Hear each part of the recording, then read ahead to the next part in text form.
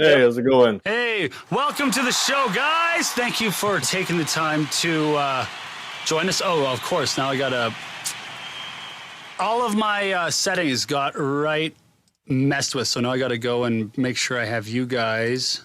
There you are. Booyah. How are both of you doing today? And also, thank you for taking the time to be with us here on the show today. No problem, man. I'm not too bad. How about you? I am fantastic. You know, I can't complain. I'm having a grand old time. Just enjoying what I do on Tuesdays. I get to have fantastic guests like you guys on, listen to a bunch of wicked underground music, and just hang, chill, drink coffee, smoke weed, have a blast. So I'm stoked as ever. How are both of you guys? It was a great Tuesday. It is a great Tuesday.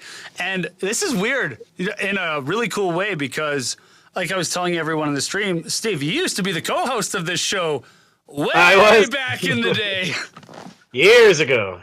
So it's really cool kind of having you on in particular, especially with the new format and everything, because there's a little bit of additional history there. If anyone goes back to old YouTube videos, they're going to see your face everywhere. Yeah, until Devin realized that I'm not that great at speaking. Yeah, I think everyone got busy too. I mean, BG had a plethora of hosts up until now, and even now he has a plethora of co-hosts that just kind of jump in whenever. And you know, life gets in the way. Drex, who's the new co-host, hasn't been on for quite a while. Actually, now that I'm looking back on it, but he had to move, get everything figured out, situated, and when he's ready to go, there's a spot here for him. But enough about that for now. I'll talk to you more about that and how that all was way back when. But I want to talk more about Under the Mountain to start. How have you guys been as a band? Because I don't think I've had the pleasure of talking to you guys since you all rolled through town all those years ago. That's right. How long ago was that? 3 years ago? 4 years ago? I want to say 3, but then pandemic makes me really unable to tell time. So I'm going to say 4. Yeah, something like that. It was the last tour, I think. Yeah, and Devin was the tour manager for you, I believe, right? Yeah. Yeah. Hell yeah. So, yeah, we've been pretty good. Like we've gone through a lineup change since then. Yeah, who's a drummer or bass? It's been a long time. Both. Okay, no wonder. Yeah. Okay. Yeah. How are the new guys fitting then with that in mind? They're so good. We've known both of them for a long time. Like they've both filled in for us a couple times over the years. They already knew a bunch of the tunes, and they're all good guys. So it was as easy a transition as it could possibly be. Hell yeah! It makes it a lot easier too if someone knows your stuff already. Yeah. And I mean, they've known each other for years and years too, and they've played in bands together. So them joining as like almost like a rhythm section as one is pretty cool. Mm-hmm. Yeah, and I imagine it must be really nice for you guys as a unit to get past that like weird fitting area where if you're bringing someone no one knows and everyone's got to get situated and kind of get acquainted. Having them already having history and you guys all having history together must make it a lot easier to just kind of get into the rhythm of everything. It was seamless. For both those guys, and we realized we needed a new member.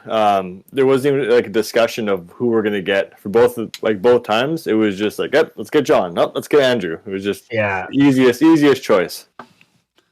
No, that's really not. That's just handy in general because I know a lot of bands that are struggling right now to find members because, I mean, it sucks. Bass players, drummers, whatever instrument you play, you are hard to come by because you're probably already in a fuck ton of projects. Yeah.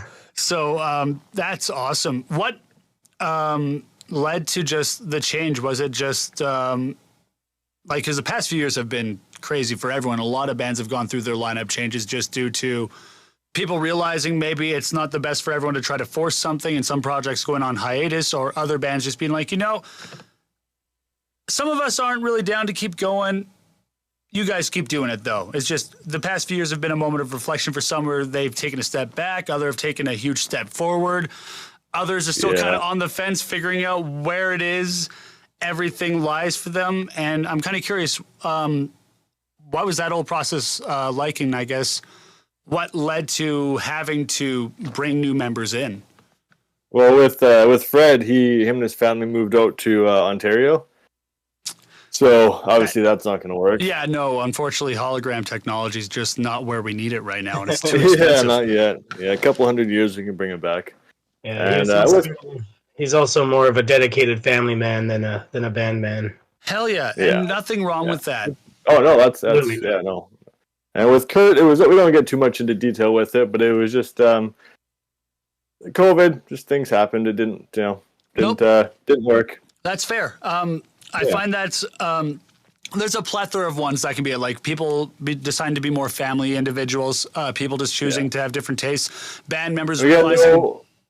Sorry. There's no hard feelings. We're still like they both were brothers to us. Like there's no hard feelings from our end at all. That's good. It was a bummer when it happened, but it's things happen. Sometimes things just have to happen for things to move forward because, like you said, you found two guys fairly quickly that fit the roles. And coming out of members leaving, that's got to be really nice for you. When did those two guys end up joining? Well, John was a couple years ago, officially. Yeah. Or maybe even... Oh, man, COVID has screwed my brain up. I think it's close to 3, because I think Jen, my girlfriend Jen, she saw, I believe, the last show that Fred did. I think because she met Fred. So January I'm pretty sure 2019. Okay. Yeah. So like right before the pandemic. Yeah. Okay. And then of course that didn't happen. Yeah. Then last year was actually it'll be close to exactly a year. I think December or something was Andrew. Okay, so you've had about a solid year now with the new established lineup. What has 2022 been like for you guys then? Like, what were your goals after you got your final new member and you had your lineup solidified? Like, what were the goals that you had set for yourself? And then which of those did you achieve? And I guess which ones did you have to kind of readjust? Well, I mean, our first goal, the main reason why we got the new lineup was we had to head into the studio. And so that was our goal, is to record an album, which we did. Hell yeah. Sure did. Yeah, and we're still plugging away on, naming it. It's been like 2 months of just like they can't settle on a name. Like one person will like one thing and other. Hey, you got a friend back there. What's going on? Oh, hey Jared, how you doing? I'm on. Hey Jared. Jared. Stop acknowledging me. I'm trying to be sneaky and not up your shit. My main camera for the stream can't see him, but the one you have has it just positioned so you can see the corner. Okay, bye. I'm trying to be sneaky. Awesome. What were we talking about? Studio, and then goals after. We were talking goals of 2022. The first one that you guys talked to was going and getting an album done. No one can agree on a name. Yeah. We got a couple different ideas. We thought we had narrowed it down between 2. So we said, okay, well, we'll take 1 week. End of the week, we're going to decide which one of these 2 we want. So that week came, and we go, all right, which one are we picking? And then it was like some guys came up with new ideas and didn't like the old ones, and now we're back to square one. Some guys, Myles. I was still good at one of those 2. That's not one of those guys. Well, the joys of naming anything. People think naming songs is hard. No, try to name an album. That's why our first 2 albums were 1 and 2. That is exactly why. That makes a whole lot. I mean, at that rate, 3 seems like the viable choice. I think that's a great idea. How about you, Steve? Seems like I'm done with the numbers. Yeah. No, that's best of luck to you guys in regards to naming it. How many tracks can we look forward to hearing once you finally do name it and kind of unleash it on everyone? I believe there'll be 11 tracks, which is like 2 of them are kind of just in between tracks. So like 9 songs. Okay. Yeah. Hell, that's really cool. So I want to encourage anyone in the chat, if you're hanging out, please feel free to leave any questions as well. I'm pretty sure something will pop up that will... like Jared. Yeah, like Jared. I actually thought he was going. I was Who going. is Jared? What are his goals? I'd like to know that. He's out to make as much money as he can during his skip shift tonight. He's braving the cold weather. So that's awesome. So about 11 tracks, about 2 filler tracks, and 9 like full actual songs. Listening to what you have up there, like we listened to some of your live performance. We listened to the Black Velvet cover. Trying to remember the name. I think it was FTP or PPT. Yeah, that one. And we listened to that. And obviously, you guys have a lot of hard rock roots in what you do. Like I hear a lot more rock and roll than like heavy metals in there. But I'm really curious. Like, wait till you hear the new album. I hope you guys caught that. I hope so. So, first question, and then we'll get to the second one. What were your main influences when you guys decided to start Under the Mountain and making those first few records? I mean, for me, my influences were a lot of Down for riffage. Okay. I think Alice in Chains, as far as our harmonies go. I can definitely see that. Yeah. How about you, Steve? That was a long time ago. My tastes have changed a lot. Yeah. A lot of classic rock and the such. Hey, that's fair. Like you said, it was a long time ago. You guys have been going for what, 7 or 8 years now? No, more than that. Like 12, 13? Jesus Christ.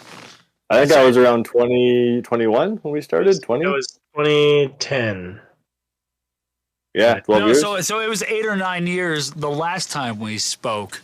I just didn't add the additional compound stuff on top of that. Yeah. Okay, so now that we've done that, what influences did you find gentlemen bring to the table on the material that you have yet to unleash upon us? I have a funny answer for this. Okay. We like funny answers.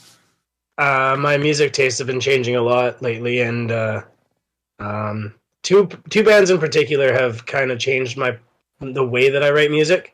And that's a band called Elder and another band called King Gizzard and the Lizard Wizard. Okay, that name is fucking awesome. Oh, you gotta check them out. They're great. That alliteration. And they haven't influenced me necessarily musically, but just in the way that they seem to not give a shit and write what the hell they want, even if it's like the weirdest fucking shit that you've ever heard. Sorry if I'm not supposed to be swearing. No, you can do. Yeah, dude. This is we smoke on stream. You can say whatever the fuck you want, my dear friend. Perfect. But yeah, that's kind of been my take lately. Okay, Myles, how about for you? Yeah, these songs, some of them, like one of the ones I started writing before we released our second album. So like some of these are riffs from back a long time ago, and then some of them too, like it's all over the board. Like they got some real heavy, like our heaviest song, I think. It's kind of like a High on Fire vibe, like my vocals for it. Okay. And but then it's like some other songs are more slow. I don't know. It's all over the board. It's like our first 2 albums. There's no real one influence. It's just a whole mix of everything. A big old hodgepodge of every influence you can have, and see how it goes. That's how we always do it. Yeah. Hey, that's how you find your sound. I find. There's nothing wrong with like having your influences and using those. She should stand down. You can't have my honey. Like, there's nothing wrong with having the bands and the sounds you want to kind of emulate a bit and show homage to. I feel like that's how we get some really cool riffs sometimes. Someone goes, oh, well, that was cool, but what if I did like this instead with this and then that? Oh, I got a whole new riff based off that, and that's pretty fucking cool. So that stuff's cool, but I find a lot of people box themselves and like, I'm going to be this and only this, and I find it's far healthier to be able to at least throw whatever you can and pull from whatever influences you have. So it's really cool to hear that you guys have that approach. Yeah, when we started the band, I didn't want to be just like a one sound band. I wanted to do, be able to just play whatever we want. It's exactly mess around and Actually, it was kind of fun from day one. Yeah. Hell yeah. PIND was asking, and I'm kind of already answered it, but I guess we'll maybe get a little clarification. Is switching or shifting genres difficult for you guys as composers, or is it just more of a natural evolution? Natural. Yeah, I've never really tried to write a certain kind of genre song. No. You just go with whatever flows? Yeah, it's very rare that somebody brings a riff to the table and people say no. I don't know if that's ever even happened. It's like, it's always either like, I like that, but what if we do this? Or it's like, we'll add this to it. But we always find a way to make a riff work. Yeah. That's a really cool way of building, because that way no one really feels ostracized if they like keep bringing stuff to the table and it keeps getting denied. If you're finding ways to ebb and flow and work on stuff, then that's just cool. It allows everyone to bring what they can. I lied. I know there's one song or one half song I brought to the table that Steve didn't like for years and years. And one day I was just messing around playing it, and he goes, "What's that? That sounds really cool." I'm like, "What the fuck? I've been showing you this for so long." Sometimes it's timing. 100. Yeah, I know, Sometimes it's timing. I wasn't actually. I had to close this heater behind me. It's friggin' hot in here. Oh shit! No, don't take care of that. We don't want your butt to randomly light on fire midstream. Oh, I'm cooking. I think it'd be quite the show. I mean, it'd be entertaining, but I would figure we'd have to do something. We're just gonna remove that. Lizzie, if you're here, please. Actually, no, I have it. I can do this. Bots. I love dealing with bots and spam. It's a grand old time. We on it though. How did you guys go about recording? Did you guys like go in analog, like as analog as you can be, and by that I mean like miking instruments and miking amps and miking cabs, or did you do a hybrid, or did you go all digital? Like, what was the mindset behind recording? Everything was a performance. Every little sound we have. The drums are all, nothing's sampled. Yeah, we mic'd everything. We have some synth stuff, so I guess there is some MIDI, but it's still all performance. Yeah, synth's a different thing. I mean, they've been doing keyboard synth stuff since the 70s and 80s. It's just... Yeah. Yeah. That's really cool. I like when bands take the effort to do that. I know it's far more difficult, and you have to be... actually, did you guys do it like all together in the room, or did you do it like separate instruments and separate takes, like drummer to a guitar backing track, or guitar to a metronome and drummer back in? Just to get the feel right, we all jammed with our drummer.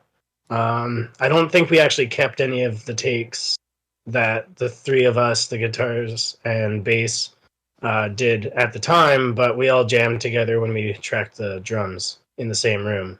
Okay, that's cool. So the drums still have that, like, everyone's vibing off each other vibe, and then everyone else went in after and, like, redubbed their parts, essentially. Yeah. And we did record those takes.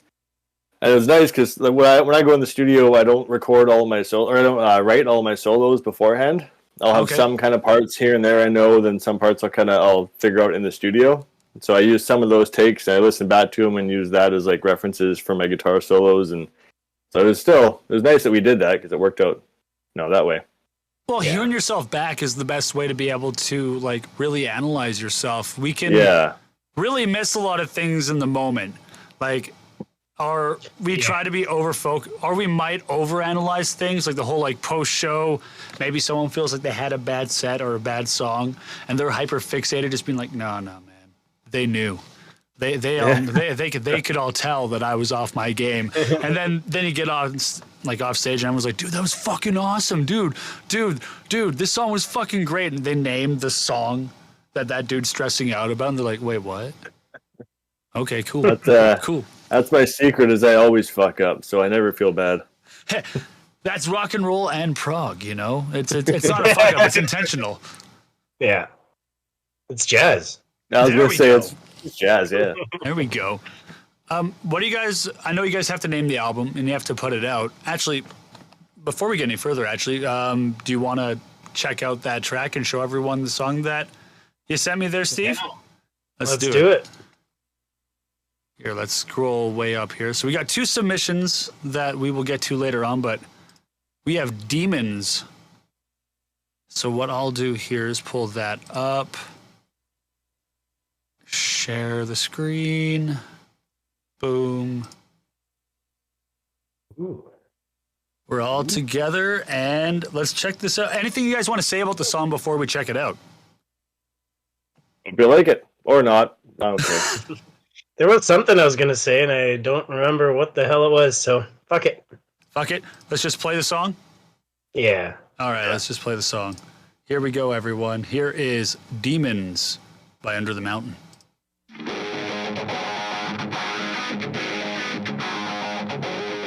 I can't hear it. Can you hear it, Steve? Oh, let me get it going here. Do you hear it? Oh, here, let me get it going here. Sorry. Do we have to click watch stream here? Yeah. Oh.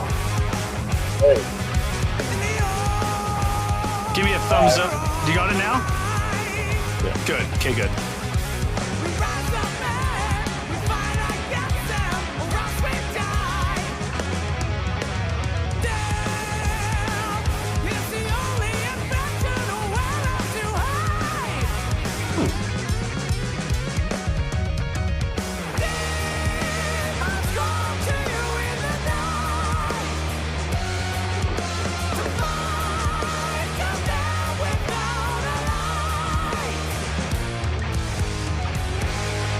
I gotta say quickly, I love the way you guys harmonize.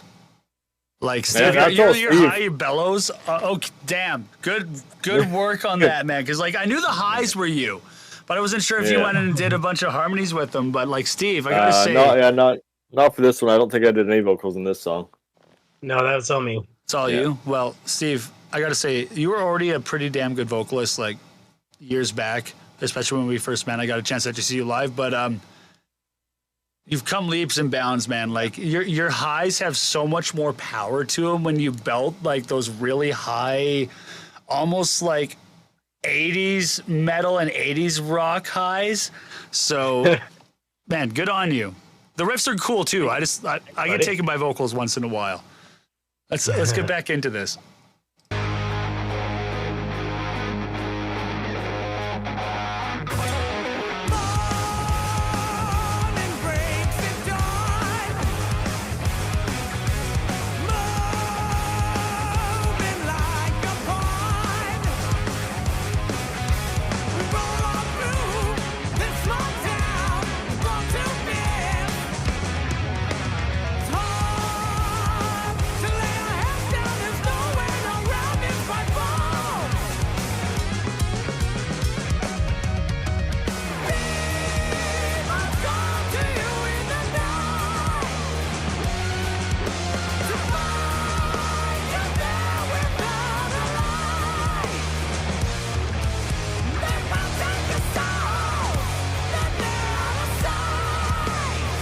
I dig this. I really dig this. Fuck yeah. Oh, what's going to happen here? I see we got a little lull before things pick up. What's going to happen here? Yes, sir.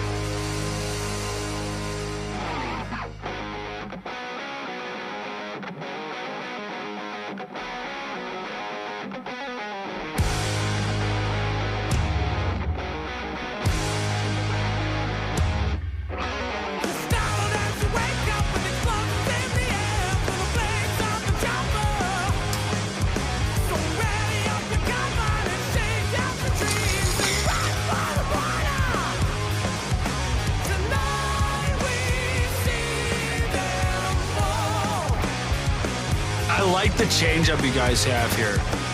This is a really cool section. Thanks, man.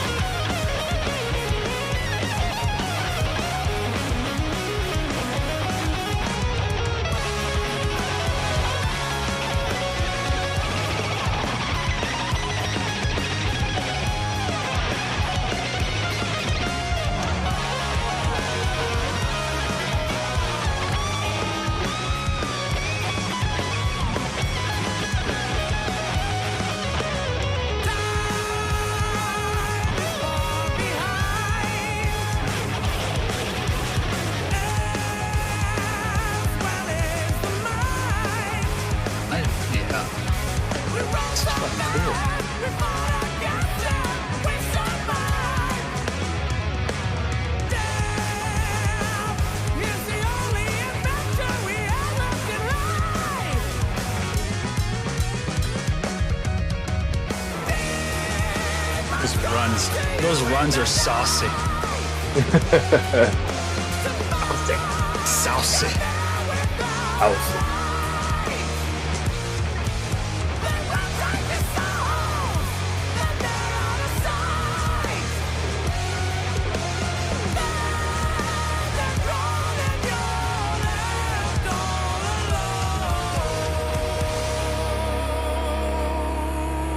Nice little fade out. Nice sustain. That's solid. One thing I got to really compliment you guys on, like, I know you just have like you said, a hodgepodge of stuff, and I can't, because of that, I can't really nail a specific band, but I get huge, like, everything I like about the like late 70s or like mid to late 70s and early 80s rock.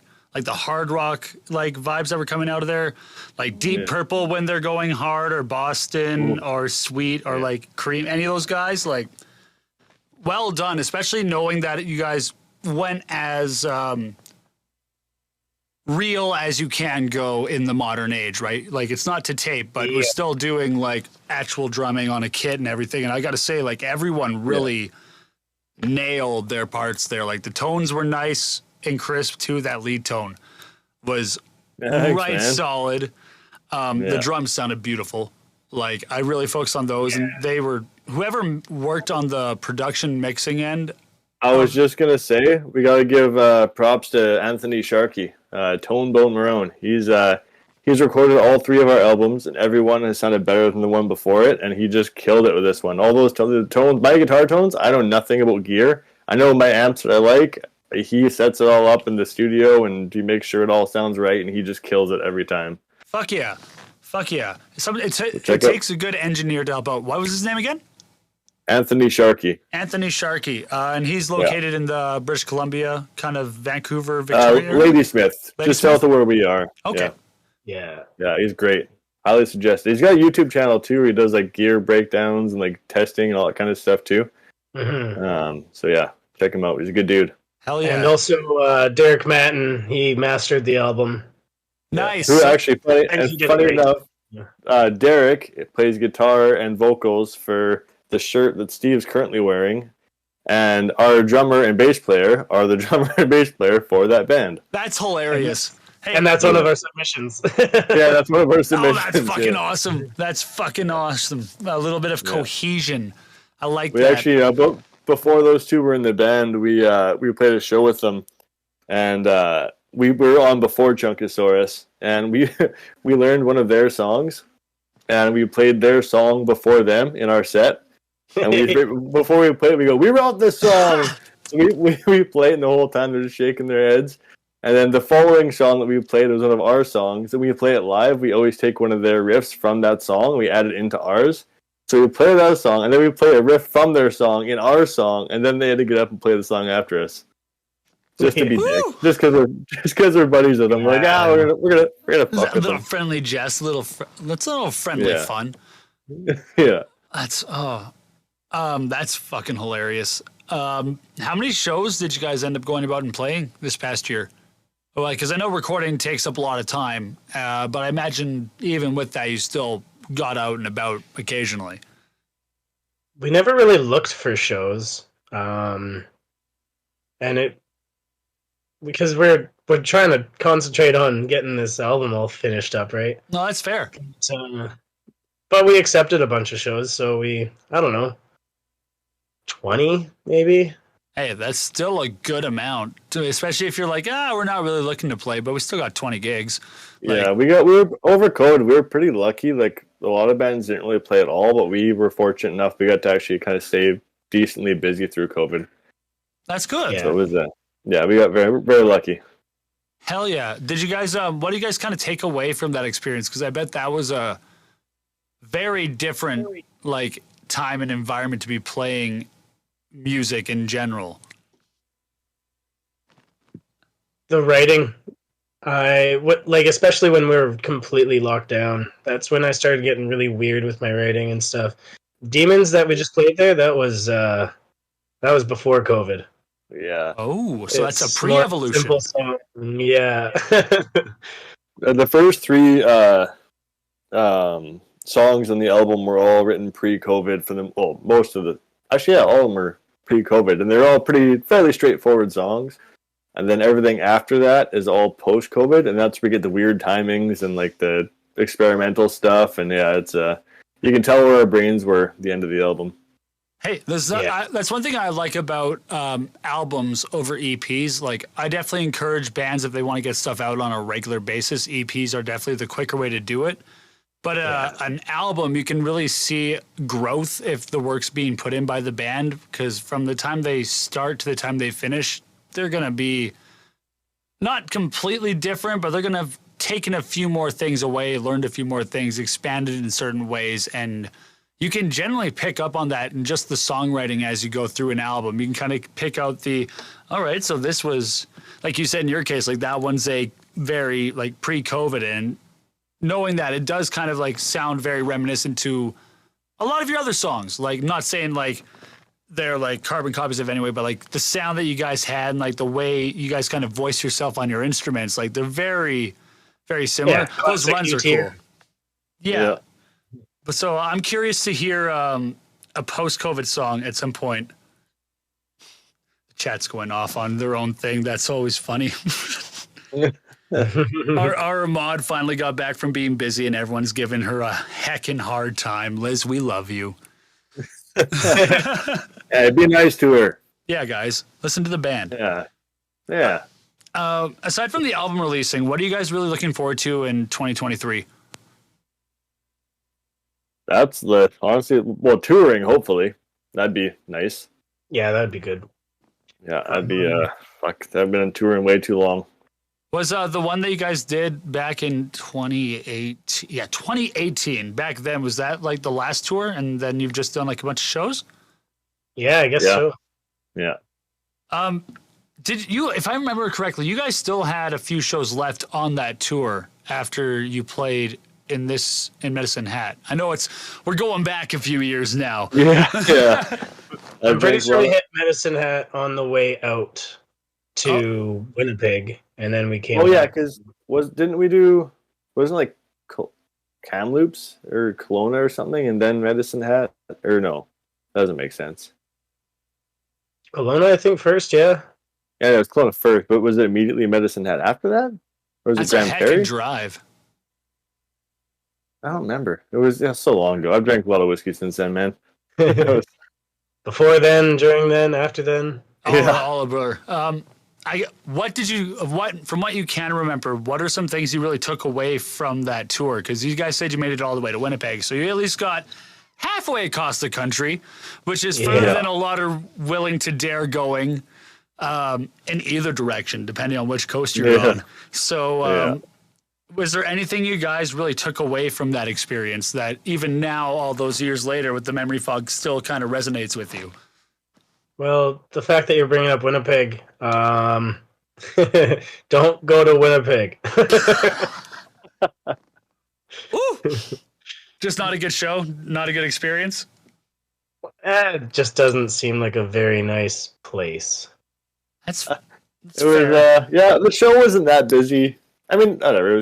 I'd still go again just because it was a fun show. Yeah, no, he's joshing. Yeah. Everyone picks on Manitoba and Saskatchewan. Yeah. You know what surprised me that tour is we played in Prince George, and I remember before we played, it was like a Tuesday or something, and we were like, fuck, we gotta drive 8 hours to Prince George on a Tuesday, and then drive 8 hours back the other direction for our next show. We're like, that's so much driving for a Tuesday. But we're like, we booked it, we gotta play it. We got there, it was wild. It was such a fun show. It was just like kind of hall, not even a hall, I don't know what it was really. But there was no stage. It was all this same size, same level floor. Just a corner of a pub? It wasn't even a pub. It was just like a room. Yeah, it wasn't a pub. It was like, I don't know what you would call it. Like a community hall or something like that? No, it wasn't. It was like I don't know what the hell. It was just a room, I guess. I don't know how to. They found a random room. People came, got hammered there. Mock people fall into our, like, spilling beers all over our shit and falling into the microphones, and it was wild. It was one of my favorite nights of the tour. And it was a Tuesday in Prince George. Like, who saw that coming? I remember being a little worried because the two bands that played before us were heavy as fuck. Yeah. Like, we're not that heavy of a band, and I'm like, oh, they're gonna tear us apart, but they loved us just the same. Yeah. Hell yeah. Yeah. That's really cool, because that leads me to ask, like, is that the reception you usually always find yourself? Because I imagine it's got to be pretty wild being like a hard rock band with, like, I can definitely hear some like metal, like old school metal influences here and there, because metal and hard rock are really rooted in a lot of the same stuff.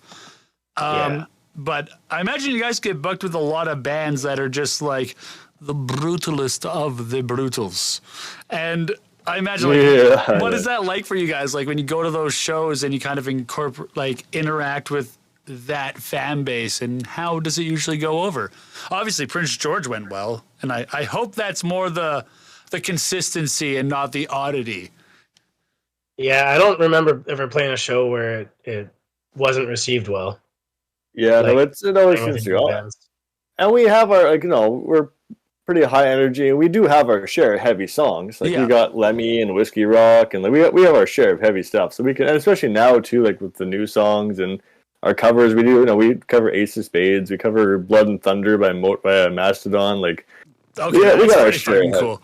See, I'm just more with like how ridiculous some of the subgenres of like metal have gotten, especially in the tech and deathcore genre. I'm like, if it doesn't have mad blast beats, like that's apparently what heavy and brutal is now. Like, it's not brutal enough. It's not enough. In my opinion, if it's always heavy, it's never heavy. You gotta have some of the heavy.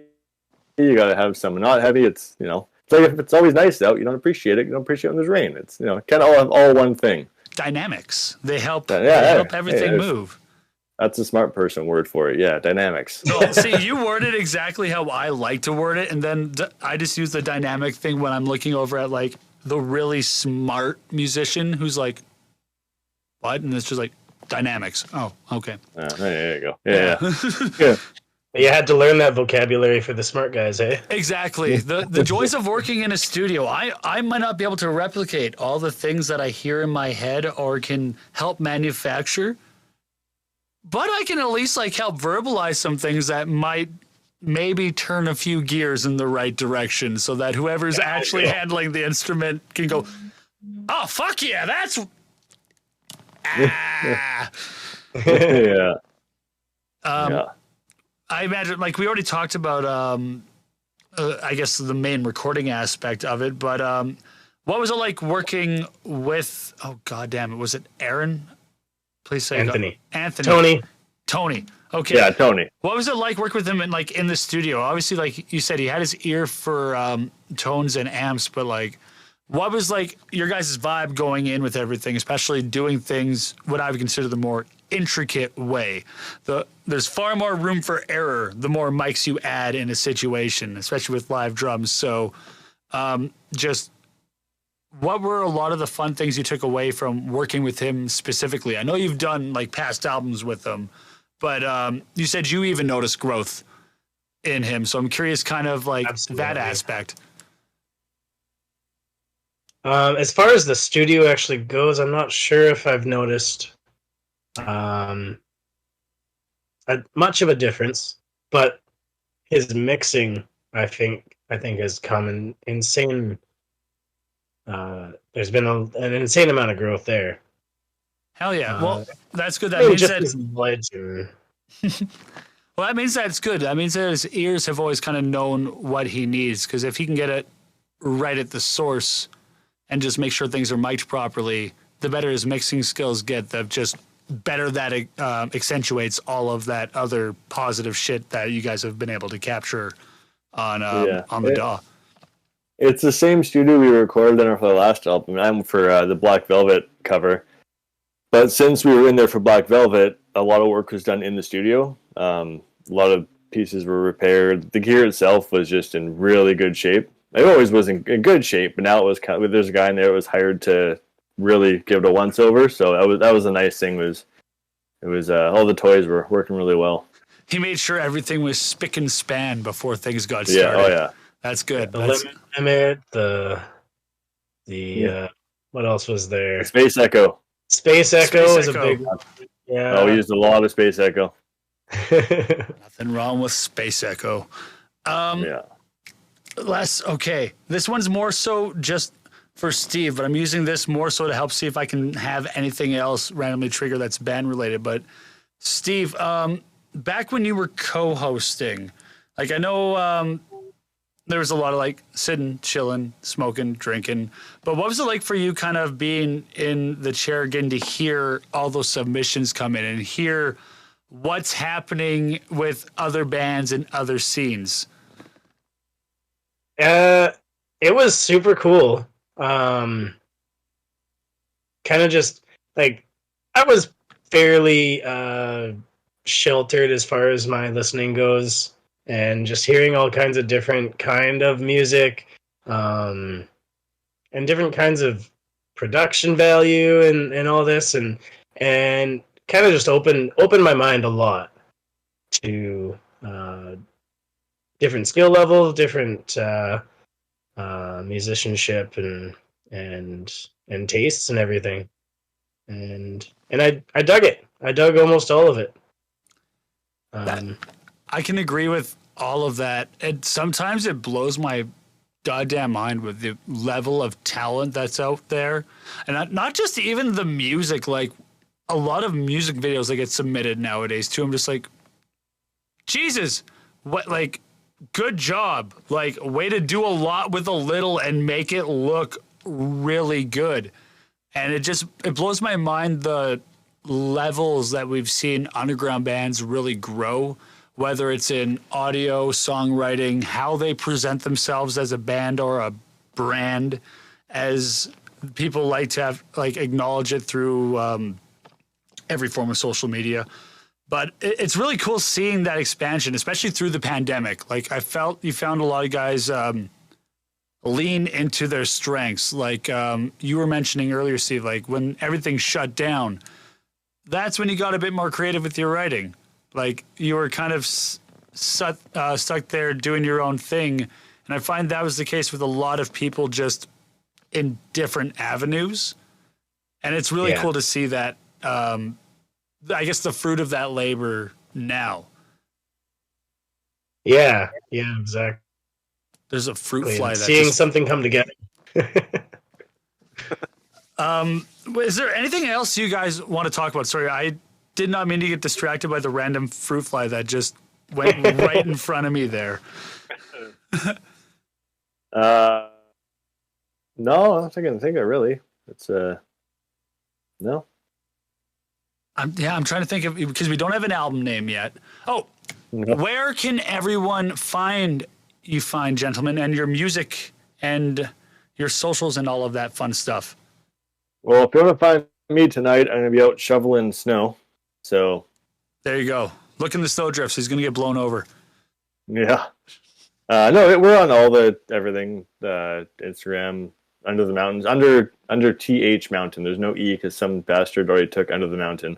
Right. We're on Spotify and iTunes and all whatever it's streaming, all that shit. I'm gonna remember the no E, like because that's everyone remember that. There's no E in Under the Mountain. Well, there's an E in under. There's just no E in the. The. Okay. Yeah, under TH Mountain, because then whoever took that Instagram. So it's Under Mountain. Yeah, under the mountain.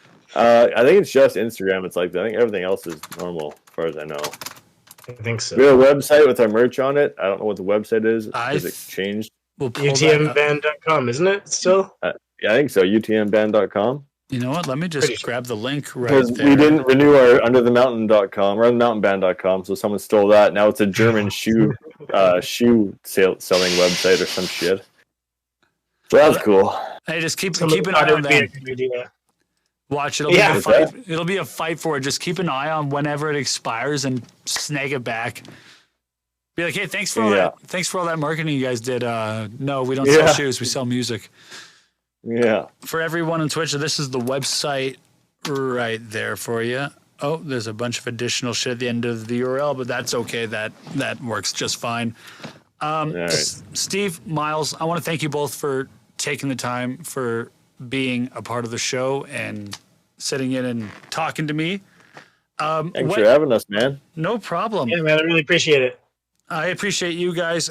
When you guys decide a name for the album and a release date for said unnamed album, please let me know, and I will be sure to share it around and promote it. And once the track drops again, we'll be sure to put it on the show. Yeah, definitely. Awesome. Well, I won't take up any more of your guys' time. I very much appreciate you guys being a part of this show. It's Tuesday, though, and I assume you guys have, regular life stuff, things to do as well. Yeah, I'm going to work, shoveling snow. Yeah. Also, I never said this, Steve. I love your background. It's just been no problem. I just, had to make sure I said that before all was said and done. That is... It's a tapestry. It's all black light lit. See, I thought that was just a fucking random effect that you had on, but that's real. That's even better. It's my backdrop. That's my shirt is also black light activated. Dude, shirt. That looks fucking slick. My stuff's all just regular light. No, that's okay. Before I let you guys go, do you guys want to give me any info about the two bands you submitted? Well, we've talked a lot about Chunkosaurus already. Oh, yes, we have. That's true. Awkward AC. What do you got for me on them? So that's John's other band. That's our drummer's other band. Okay. Cool. He's in that band with the manager of the Terminal. It's a bar here in town, and they're a punk band, and yeah, they're fucking awesome. Yeah, sweet. Good show. Good live show. Yeah. Fuck yeah. Well, everyone in the chat, I think those are going to be the first two bands that we play once we let these fine gentlemen depart. So play some of these guys too. We Hunt Buffalo. I can't see the bottom of it, but yeah, throw some We Hunt Buffalo on too. We Hunt Buffalo? Yeah, they are sweet. I got a tattoo of them right here. You know what? They're good. Just for you. Do you have a song? Oh God, Heavy Low. Heavy Low? All right. Yeah. We'll make that the first one we put on after this all goes. I promise you're going to like it. I have to remember that Devin also has access to this because I saw the red bar and went, it says I've already seen and heard this. No, Devin has. Yeah, no, these guys, We Are Buffalo, they're great dudes. We play with them quite often. Yeah, they're just great band. Fuck yeah. Well, we'll put them on right away here. You fine gentlemen, thank you again. Have fun shoveling snow. Stay warm. Yeah. And Steve, Myles, thank you guys again. Under the Mountain, everyone. Be sure to go find them at all of their socials. And final words, guys. Thanks for having us, man. Rock and roll. Much love. Take care, guys. Thanks a lot. No problem. Peace out, guys. Much love. See you later. That's a lot of fun, guys. Those guys were tight. I very much enjoy those guys. They're fucking just cool cats. We've hung out before, and we've had some